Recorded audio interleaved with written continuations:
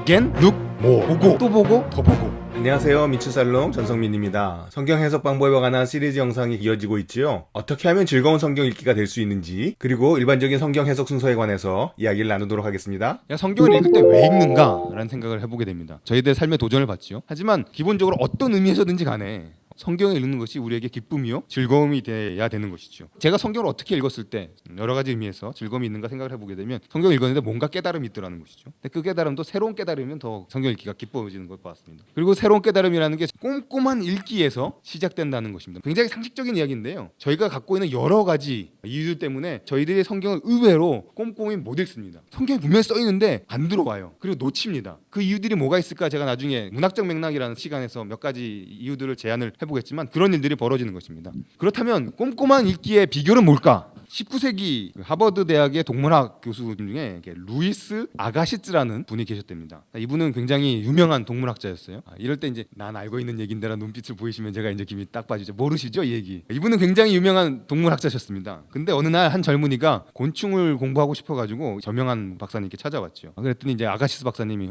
좋아. 그러고 나서 뭘 줬냐 하면 물고기가 담긴 어항을 이 학생에게 주었습니다. 이 물고기를 가지고 쳐다보게나 그리고 뭘 봤는지 내게 이야기해 주구려. 대신에 아무런 도구도 쓰지 못하고 눈만 사용해야 됩니다. 눈만. 10분 동안 이 물고기를 쳐다봤습니다. 그리고 나서 자기가 뭘 발견했는지 알려주기 위해서 아가시스 교수님을 찾아갔습니다. 그런데 어느새 그 교수님은 이 실험실을 떠나시고 몇 시간 동안 돌아오지 않으시는 거였습니다. 기다리고 또 기다리고 그러다 지쳤습니다. 결국은 연필을 한 자루 더 꺼내가지고 그 옛날 속담에 논이 장독 깬다고, 별로 모르시는 속담이군요. 가만히 있으니 뭐하냐 그래가지고 이미 다 봤지만 연필을 가지고 물고기를 한번 그려보기 시작했습니다. 그랬더니 눈으로 그냥 봤을 때 안 보이던 물고기들의 특징들이 보이기 시작하는 것이죠. 교수님 돌아왔습니다. 그리고 뭘 봤냐고 물어봤습니다. 이러저러한 것들을 봤다고 얘기를 했죠. 그랬더니 교수님이 뭐라고 말씀하셨을까요? 미간을 찌푸리시더니 일단 영어로 인용을 해보면 Look again, 다시 보게나. 그리고는 아예 그날 실험실에서 퇴근해버리셨습니다. 학생은 그날 밤 실험실에서 밤을 새면서 이 물고기를 계속 생각했습니다. 그리고 머릿속에서 계속 그렸습니다. 물고기가 어떻게 생겼지.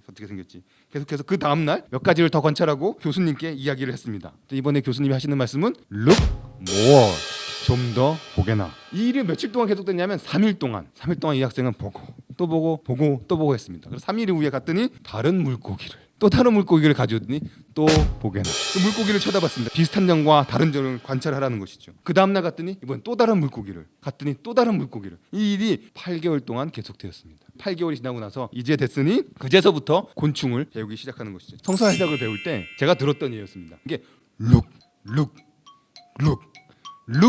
again, look more.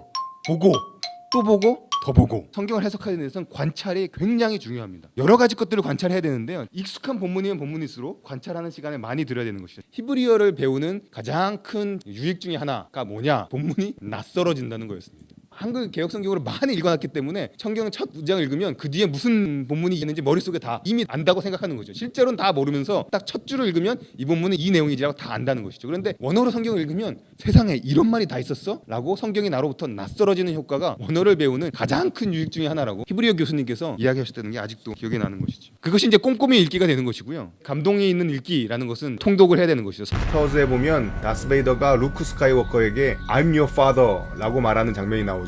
이 대사가 주는 충격과 감동을 정말 잘 제대로 느끼기 위해서는 그 장면만 보아서는 안 되지요. 그 장면에 이르기까지 쭉 진행되어 왔던 이야기를 흐름을 타고 이해하고 있을 때만 그 짤막한 문장이 큰 감동과 충격으로 다가옵니다. 성경 읽는 것도 마찬가지인 거죠. 성경의 한 말씀이 큰 감동으로 우리에게 다가오려면 그 말씀에 이르기까지 지나왔던 긴 이야기를 흐름을 타고 잘 이해하고 있어야만 됩니다. 그런 면에서 감동을 주는 성경 읽기는 통독을 통해 흐름을 잘 이해해온 사람들이 경험할 수 있는 것입니다. 흐름을 타는 읽기와 꼼꼼히 읽는 읽기가 상호작용을 이룰 때, 그리고 특별히 이 강의는 저희가 그 중에서 특별히 꼼꼼히 읽는 방법들을 나누게 되는 것이고, 이런 것이 보통 신학교에서는 주해 방법론이라는 제목을 가지고 가르쳐지게 됩니다. 꼼꼼히 읽는 것이 얼마나 중요한가에 대해서 유진 피터스는 이 책을 먹으라 해서 여러 글들을 써주시는데요. 우리가 더 영적으로 될수록 더 신중하게 주해를 해야 한다는 뜻이다. 제가 앞으로 강의하는 내용들을 보시면 굉장히 현학적으로 보일 수가 있습니다. 결국은 신학교 오란 얘기야? 뭐 이렇게 들릴 수가 있는데요. 주해는 사랑의 행위라고 이야기를 하고 계십니다. 주해는 하나님을 몹시 사랑한 나머지 멈추어 서서 하나님이 하시는 말씀을 신중하게 듣는 행위다. 연인들의 여유로움과 연인들의 집중력을 가지고 문장부호 하나하나를 소중하게 여기고 이상하게 사용된 전치사를 음미하고 의외의 위치에 놓인 명사를 보고 즐거워하는 것은 주의 당연한 결과다라고 이 책을 먹으라는 책에서 유진 피터슨 선생님이 말씀을 하고 계십니다. 사람들이 성경 해석을 한다고 했을 때 어떠한 단계들을 가지고 해석을 하느냐?